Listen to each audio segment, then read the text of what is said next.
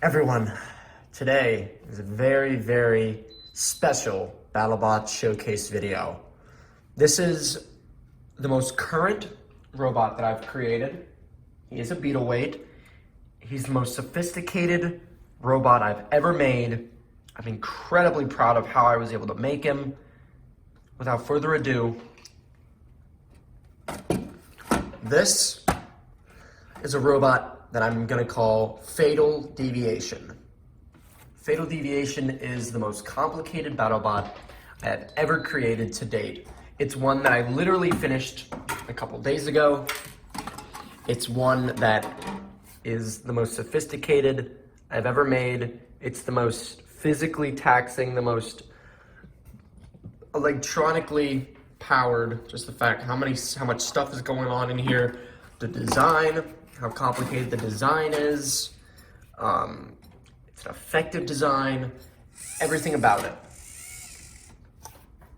So let me take you through it. This is a dustpan style robot. Now, if you don't know what a dustpan style BattleBot is, the idea, which you'll see in the little testing, is this is a little electronic arm. This little saw blade spins, right? It spins, and it stays up like this. The robot drives in, scoops a robot up into this dustpan, and then slowly drops the saw in, and then meticulously and methodically just slices through the opponent. It's methodical, it's deliberate, it's awesome. So, that is the overall design of him, how it works. Other robots have done this. There's a robot called That Darn Dustpan, which is a similar design. There was another one called Sawblaze, Scorpios in the more recent versions, but if you're a BattleBots fan, you already know who those are. But yeah, there's a reason why this is the most complicated robot that I've ever made. It's not just the fact that it has both a servo back here, not just the fact that it has a servo as well as a blade, which is usually, you know, what happens. It's usually an either or. Like if you look at my ant weights, I had Vindicator, had the servo to lift, and I had Whirlwind with the other motor that acted as a spinning blade. Fatal Deviation has both of them, but that's not where this thing ends. We're actually going to jump cut, and we're going to jump cut to the insides of this, and I'm going to show you why it's such a feat of technology that I made here.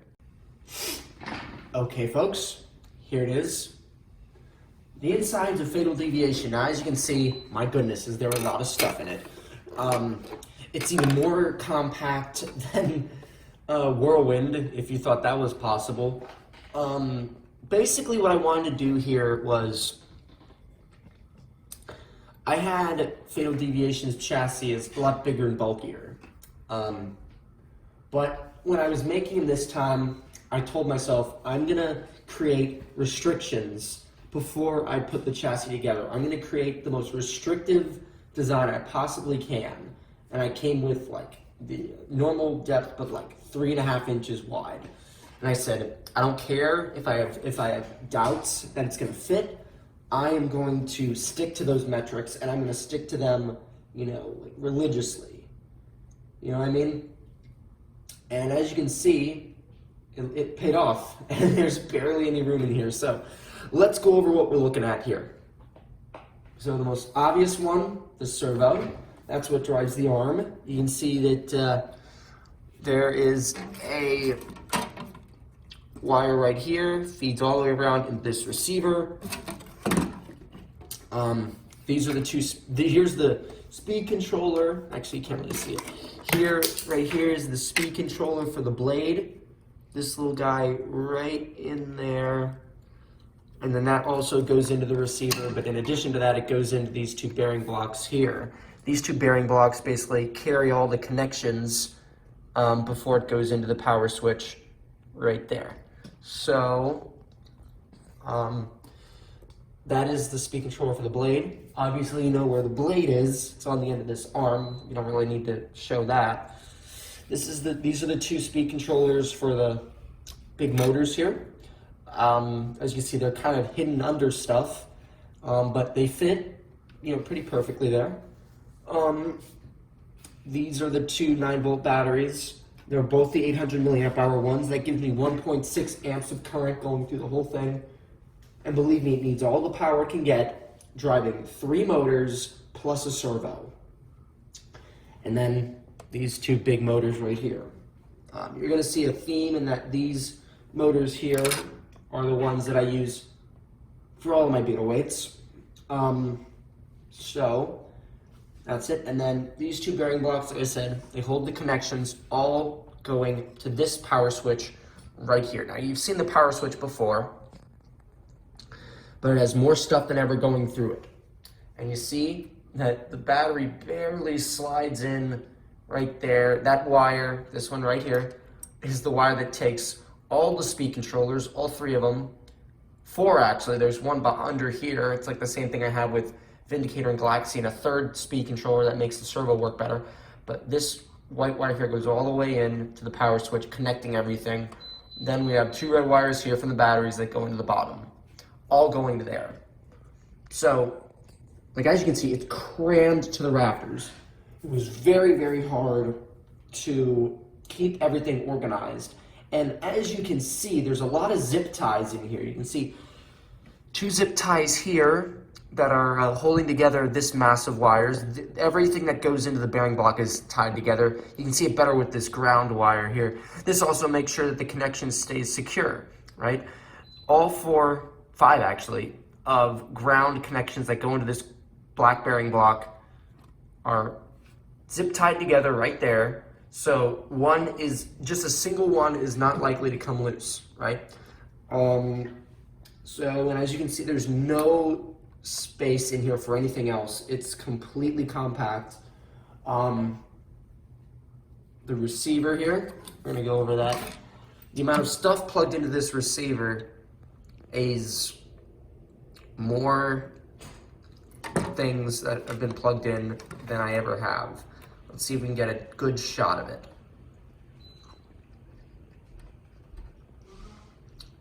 Come on now.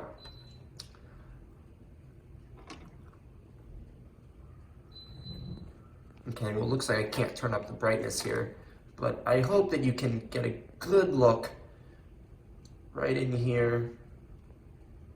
Yeah, we're not going to be able to move that up anymore, but it has the 2 speed controllers here. Ooh, there's my fingers, hello.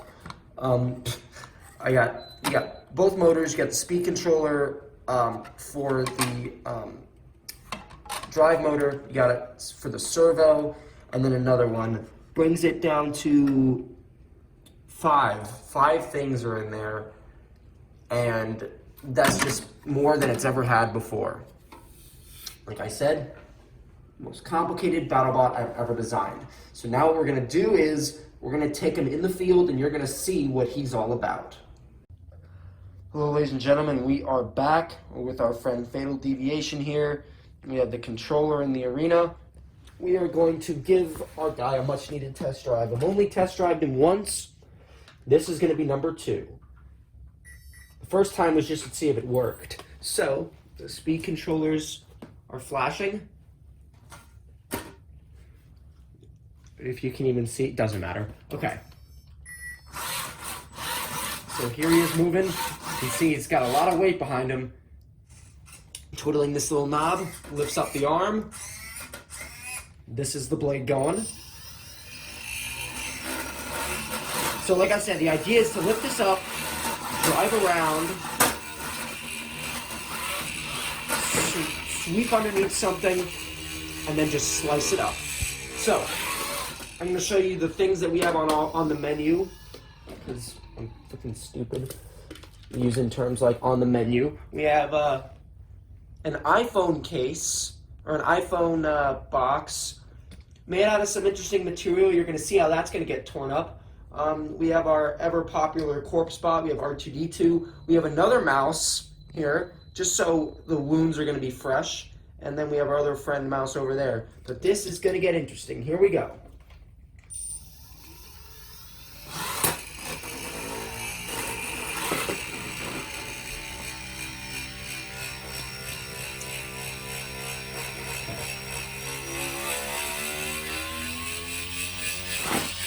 So it's spinning fast, but you can see it can still move.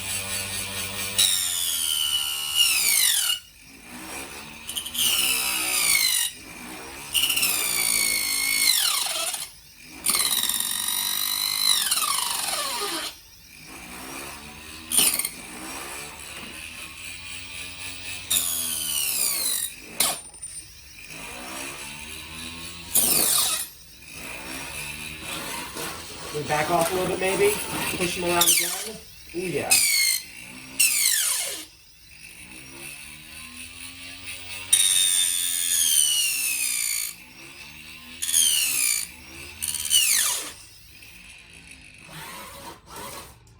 So it's a lot more methodical. It's not like other robots where it pops them in the air. This one is a bit more methodical, like I said is the word. So let's see. It looks like didn't slice clean through, but there you can see some of the shots, how deep it cut through. Now we're gonna do some other tests. Corpse spot here has been very bad. We're gonna show him something. Ooh, yeah. So you can see, just like I was saying, the blade is spinning, the wheels are still able to drive. That's what's interesting and why he's so powerful. The arm can move while he's driving. All this is happening at once. So now it's time for Corpse Spot to meet his demise. Let's see if we can get a good shot in on this.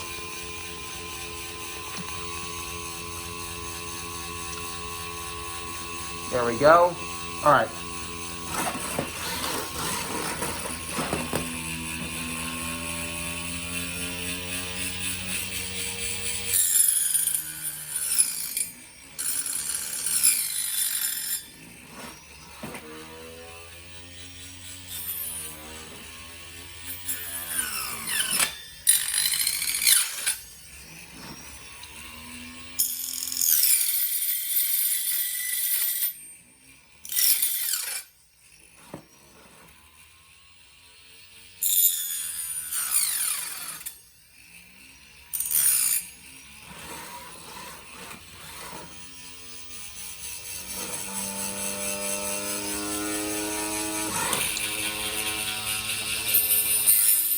You can't smell it, but all I smell is burning plastic.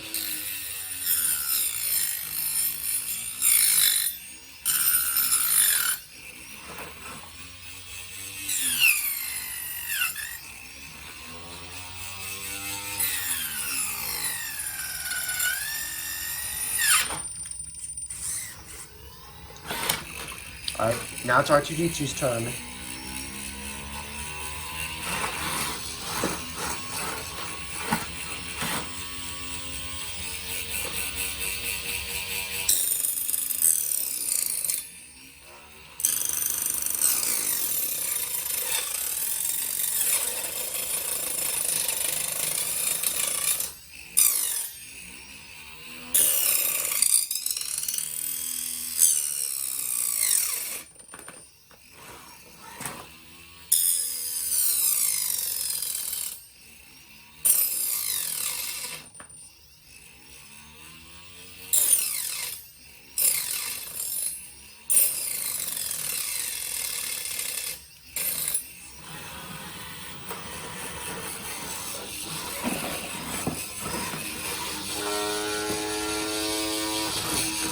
Sorry if I'm not talking that much, I'm just watching.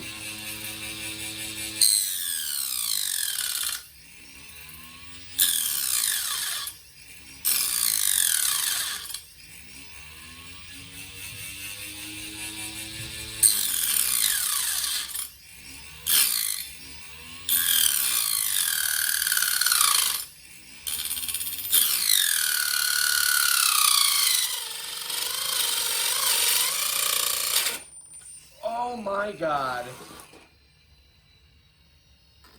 I don't think you guys realize what just happened there.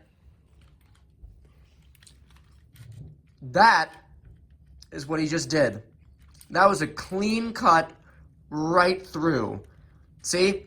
That is what you can expect from Fatal Deviation. He cut straight through, right there. Clean cut. Let's see, what else did he do? He did this right here. Deep cut in there. What else did he do? Did that. Well, let's look at R2-D2. Well, there's another cut.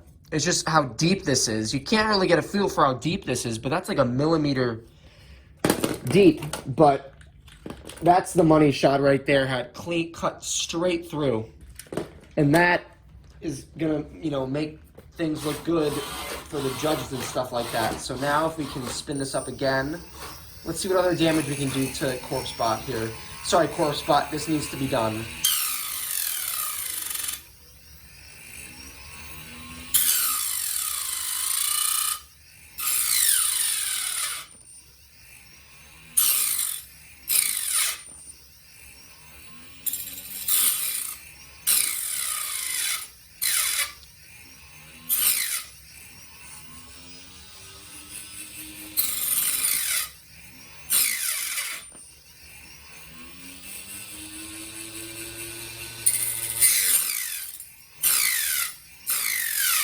Let's see if we can cut straight through again like we did before.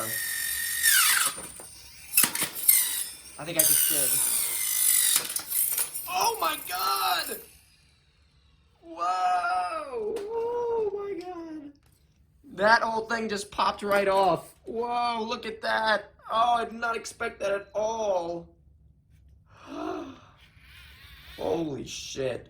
Well, I think that speaks for itself. I don't think we're going to get any better than that.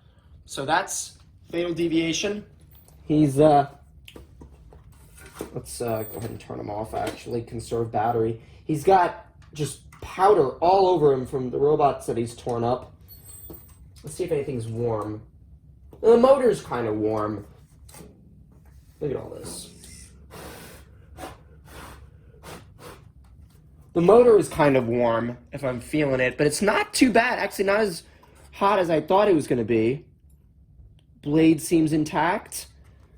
That right there shows you the effectiveness of that blade. If he catches someone, real good, spins up to full speed, it just drops the saw, and what it did spoke for itself.